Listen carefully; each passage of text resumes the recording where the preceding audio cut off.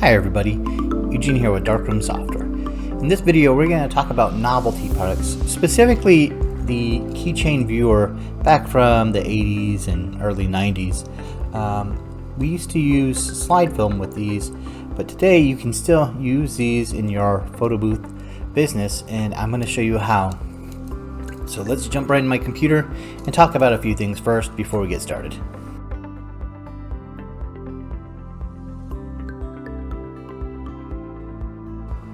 Okay, so the first thing that comes up is this is obviously not going to just pop out of a printer.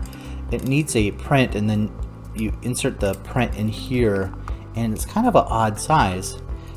So how do you do this? Well, these were given to me by a friend over at Neil Enterprises, and it's funny because this one actually still has a picture of me from an event. So that's kind of funny. I forgot that I had that one.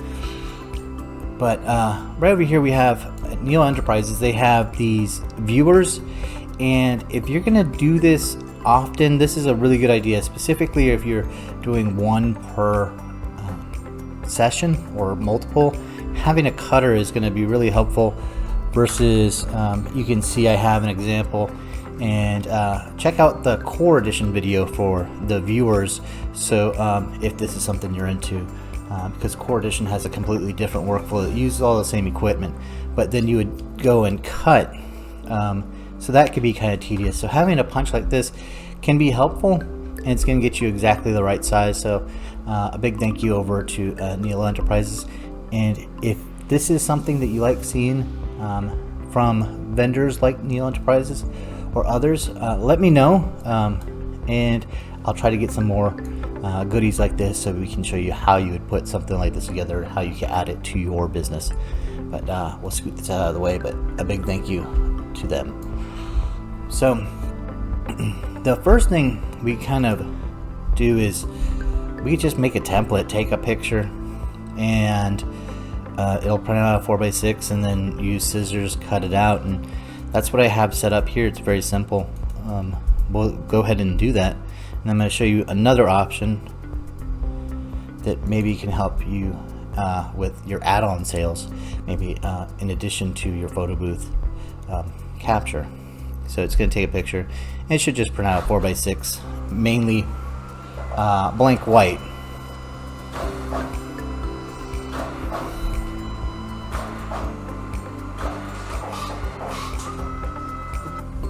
Okay, so here we go. I don't know if you're able to see that, but it's just a small image, print out a whole 4x6, and then we'd cut it out and stick it inside the insert. That's all pretty basic.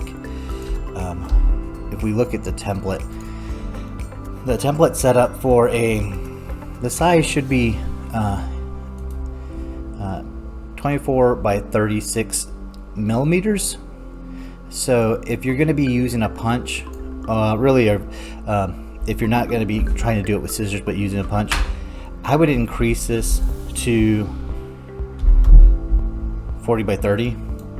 And what you're going to do is just cut off a little bit of the edge. It gives you a little bit more playroom, so you don't have to be exact. You don't have to worry about getting those white lines when you're trying to do the punch. It'll help make things move a little bit smoother or a little quicker. So make it just a little bit larger.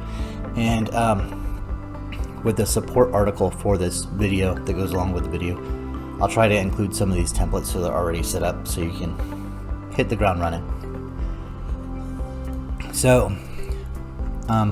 that's pretty simple. It's just a 4x6 with an image, and then you're going to cut it out and then slip it in.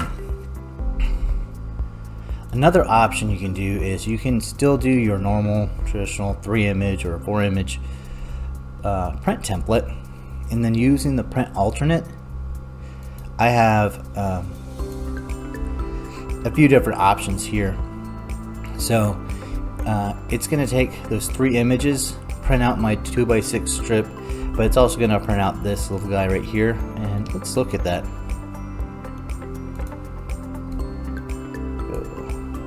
Have it saved under my novelty items.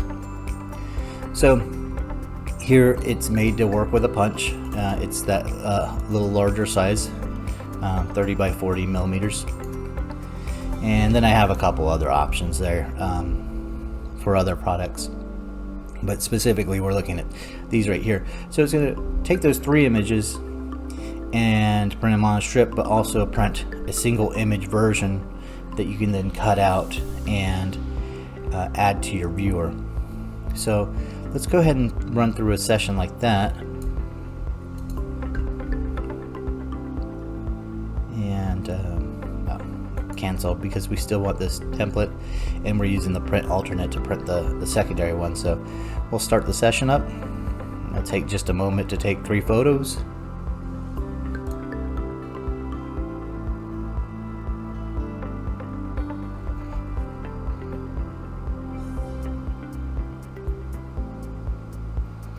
Okay, and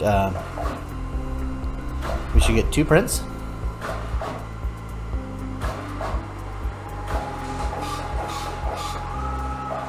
I'm sorry, we'll get 3 prints because one 2x6 was cut in half into 2 strips.